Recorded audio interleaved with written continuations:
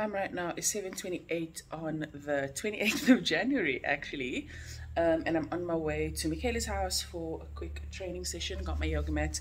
She lives around the corner and I need to be there at 7:30, so I've got to run. How can there be so much traffic in a residential area at 7:30 in the morning? I don't understand. Like literally, yeah, I've been in this road for like 7 minutes now. What the hell? This is supposed to be like a 30-second drive. I got home from training at Michaela's house about half an hour ago. I've just been sending some emails and updating our ClickUp, which is like our project management tool. I think you might have heard me talking about that. Just made some coffee because I'm feeling really nauseous and I have a headache. That usually happens when I haven't had coffee. I've got a meeting now in 3 minutes. I've got a meeting in 3 minutes. Daily huddle check-in, and then I'm going to shower, head to town. I want you.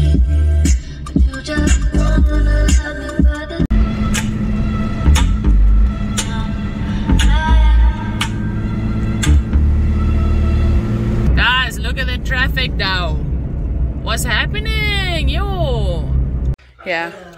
Fruit disappears. Anyway, afterwards I can drink. Unless in the fridge. Are they coming now? Yeah, they are coming now.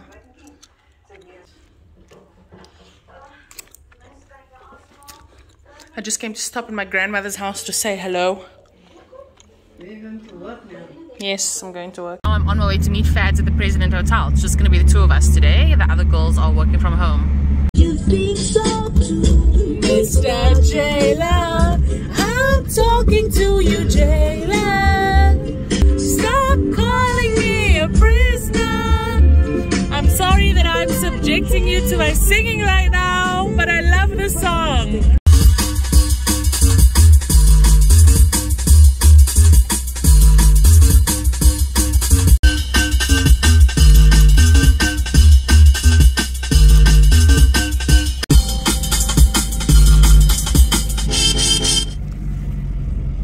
There's a place over here. Oh, here we go. Jared's. It's freaking amazing.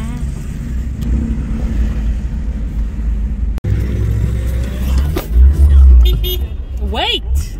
For fuck's sakes.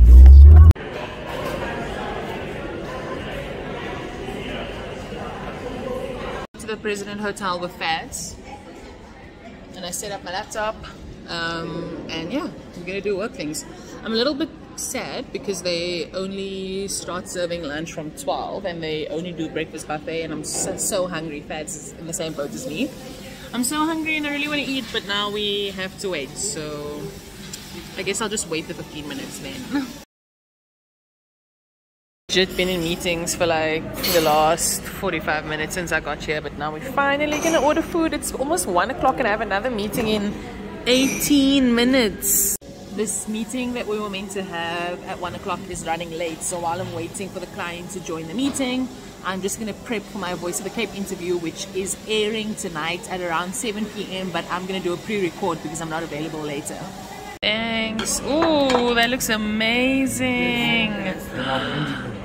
Thank you so much. Our food has just arrived, and how good doesn't this look? Completely vegetarian. Oh my gosh.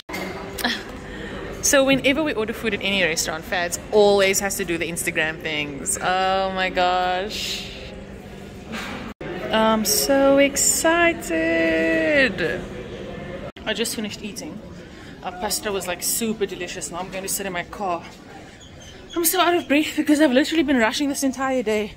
Trying to send emails, trying to do meetings, trying to eat. Yo, it's just been hectic, man. Anyway. I'm going back to my car now to sit and do my interview with Voice of the Cape. They're going to call me in like 2 minutes. Just going to the bathroom quickly. I just finished my interview. I think I killed it. We'll see when it is. Fadila's like an old lady having tea on a Friday afternoon.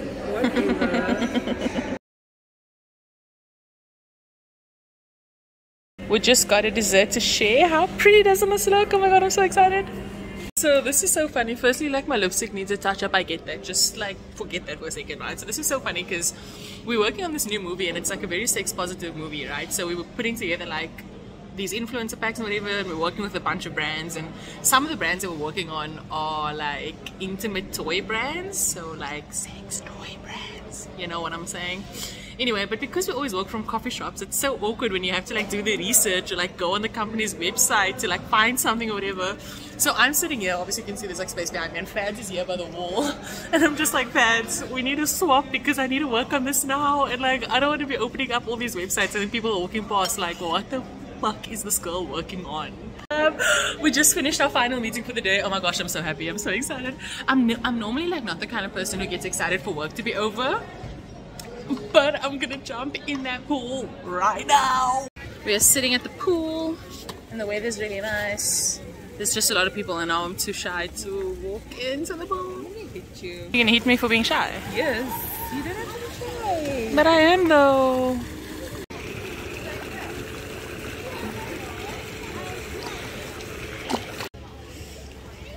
Yo. I just got out of a nice swim. We've got Fadz still living a best life. Fadz, say what's up to YouTube. More confidence is a lot Less. And both you and I. Yeah. No, but like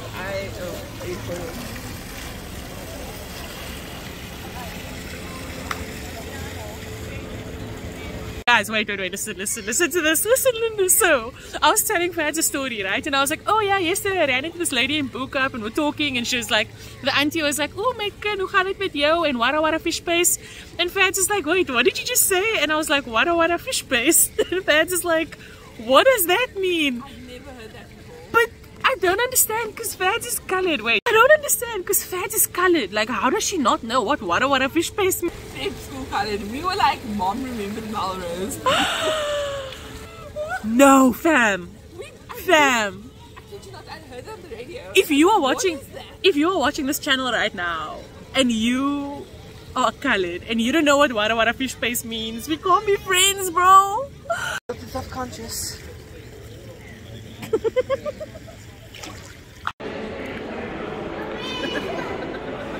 I don't think you like this angle, eh?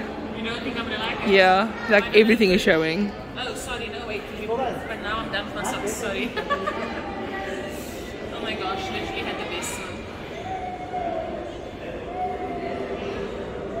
one. I am leaving the president to go to Boekhop to see some people and run some errands.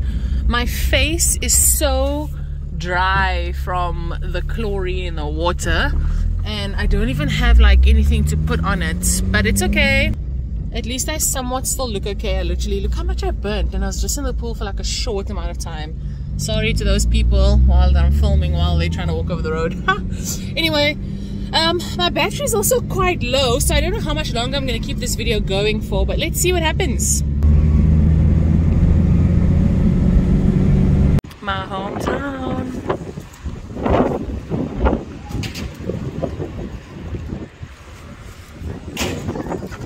This is Mustak. It's my homie from Boekhop. Yes, I am. The voice of Boekhop. Locally. So, you guys won't know me. Very upset. Yeah, soon on ice and frame. The wind in town is kind of crazy right now. This is Real Talk on 91.3 FM.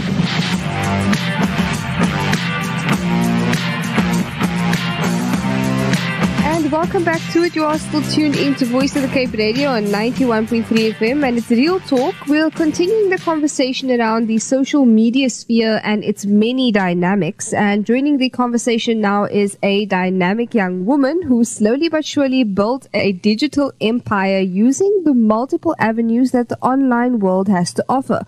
And in her own words, she is a highly skilled digital strategist, has a natural love for business, and is slightly obsessed with personal growth.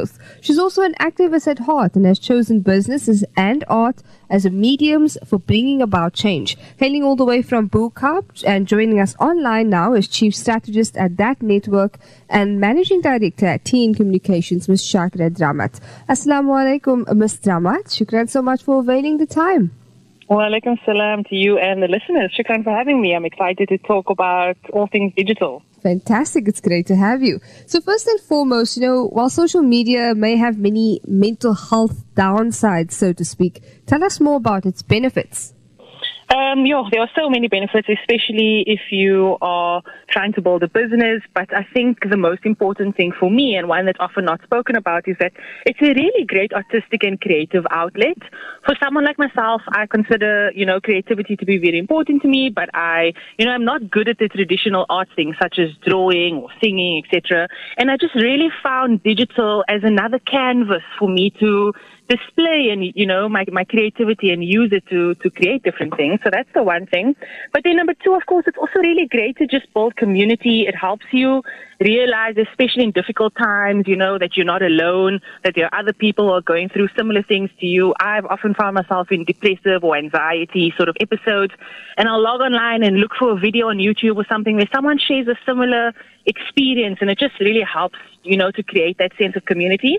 And then it's a great place to find like-minded people, because maybe you have an interest in something that, no one in your immediate circle has, but you can go online and you can find a community of people who are just as passionate about whatever it is. You can find them online and make friends that way. And of course, finally, it does break down all barriers. You can connect with communities of people that are all around the world, and I think that's just so powerful. Absolutely.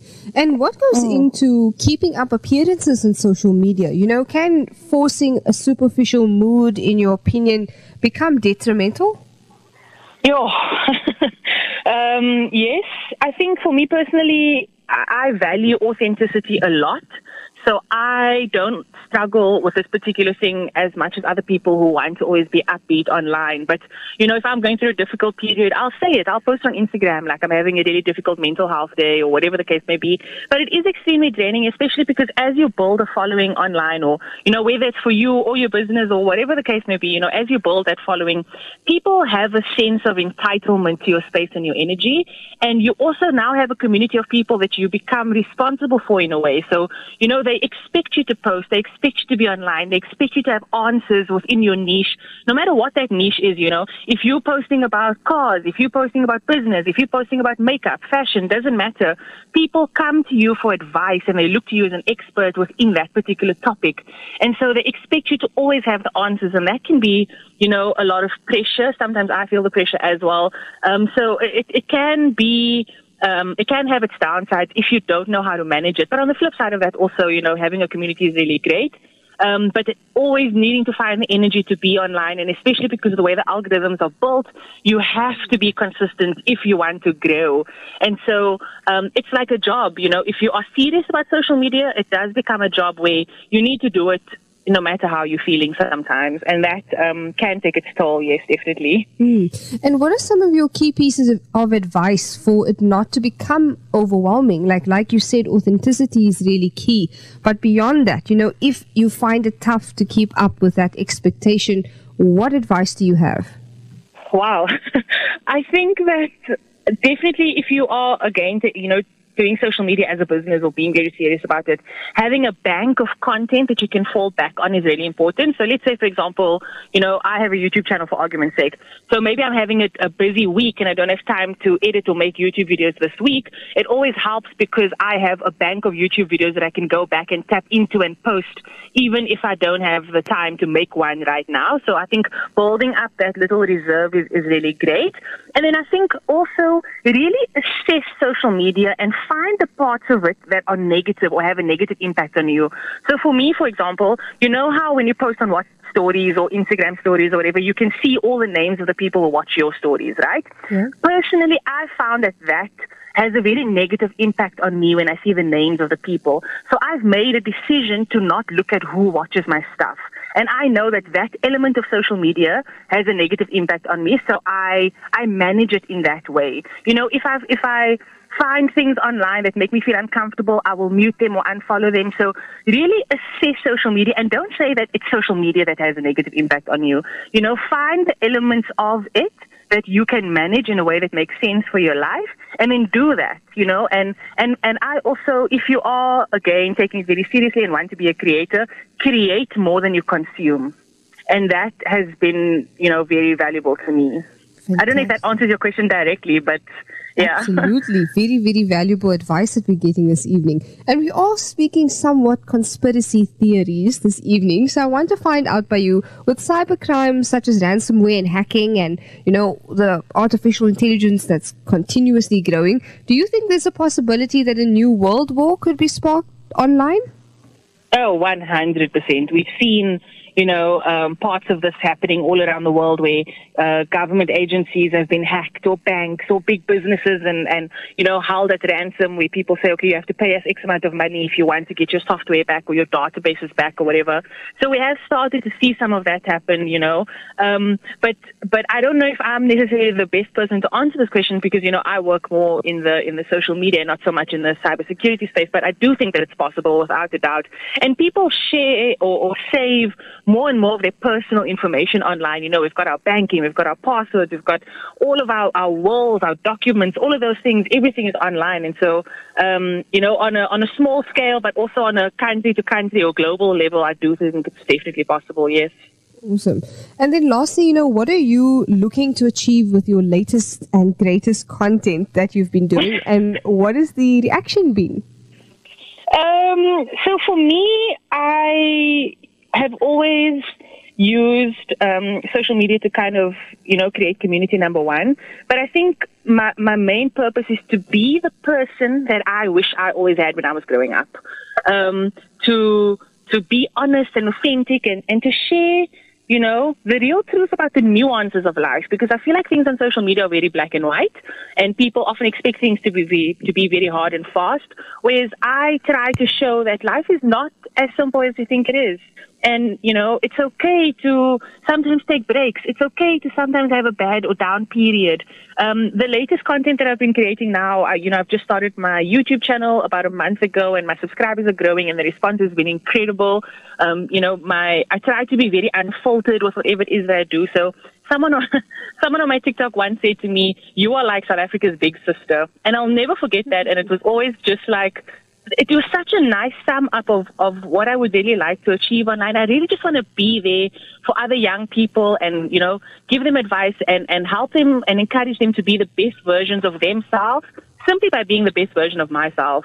And then, of course, with that comes, sharing business advice or adulting advice and that sort of thing. So I really just want to be or hope to share a very honest, authentic and nuanced version of growth and self-development. Awesome stuff.